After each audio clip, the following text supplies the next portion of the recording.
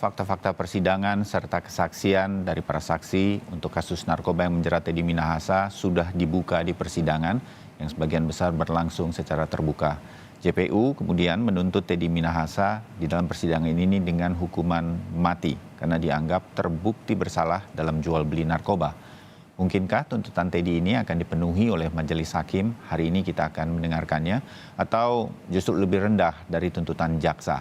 Pagi ini kita akan bahas mengenai kemungkinan-kemungkinan tersebut dengan para narasumber yang akan hadir di studio dan juga secara daring untuk Breaking News Kompas TV kali ini. Ada pakar hukum pidana Heri Firmansyah. Selamat pagi, Mas Heri. Assalamualaikum, maaf lahir batin. Waalaikumsalam warahmatullahi wabarakatuh. Iya, maaf lahir batin ya. Kita baru bertemu setelah Lebaran. Terima kasih bisa hadir di studio.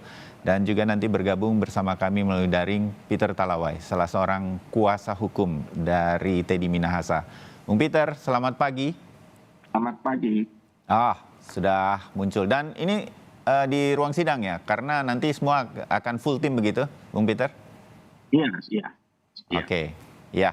Bung Peter, bisa dijelaskan tadi rekan reporter kami, Tifal Solesa, sempat mengikuti tanya jawab dengan Bang Hotman Paris begitu, bahwa bisa saja bebas karena ada bukti-bukti yang tidak valid. Salah satunya disebutkan Bang Hotman Paris adalah tidak melalui proses digital forensik sedemikian rupa. Jadi tidak sah demi hukum, kira-kira begitu. Anda bisa menjelaskan bahwa ada optimisme seperti ini bisa bebas, Bung Peter? Iya, saya sih optimis karena didasarkan pada keyakinan hukum. Jadi dari perspektif legal perspektif. Karena dari fakta persidangan yang terungkap memang banyak sekali kejanggalan, banyak sekali alat bukti yang tidak berkualitas. Di samping itu, dari norma atau doktrin hukum maupun prinsip-prinsip hukum itu semua dilanggar oleh jaksa penuntut umum. Jadi kami begitu yakin dari perspektif hukum seharusnya Teddy Minahasa ini harus dibebaskan atau setidak-tidaknya dilepaskan dari tuntutan hukum. Oke.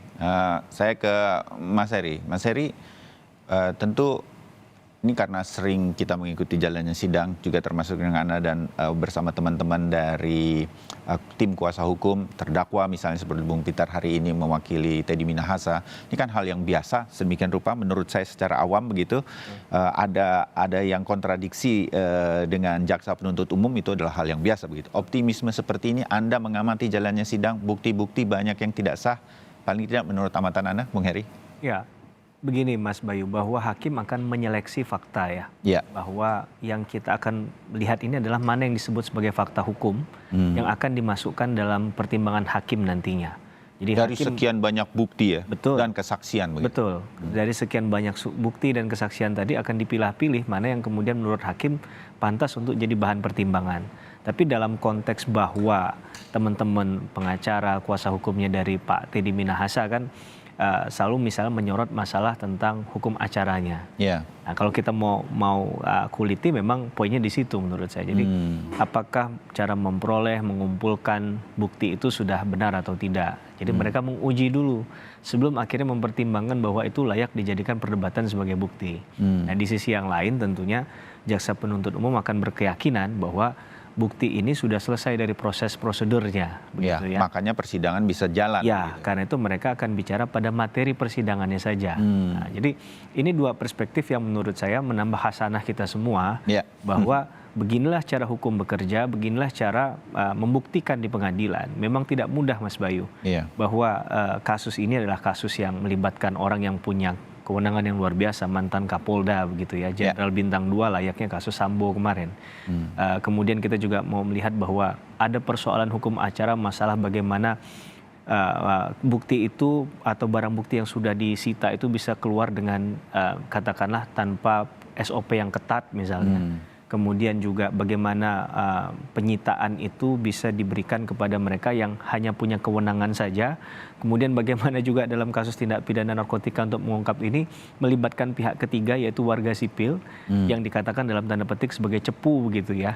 Nah ini kan juga harus jadi perhatian kita. Jadi kasus ini bukan hanya bicara pada putusannya Teddy Minahasa saja, tapi bagaimana perbaikan sistem dalam hal penanganan atau pemberantasan tindak pidana narkotika. Kalau kita mau mundur sedikit, bahkan bukan hanya pemberantasannya yang bersoal, Mas Bayu. Harusnya kita lebih fokus pada pencegahan. Agar hal-hal semacam ini tidak terulang kembali kan begitu kan. Kalau kita bicara pemberantasan itu sudah pada ujungnya. Tapi pada konteks yang sebelumnya tadi kayak kasus di TPPO yang dibahas di Myanmar. Itu kan banyak bicara tentang perspektif pencegahan sebenarnya. Bukan lagi pemberantasan yang kita bicarakan di sini. Itu menurut saya jadi dalil yang harus diingat.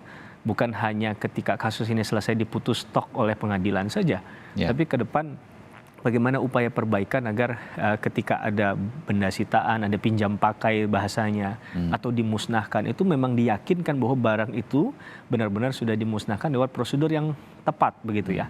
Jangan sampai ada celah sekecil apapun yang kemudian ini bisa jadi katakanlah persoalan di kemudian hari begitu.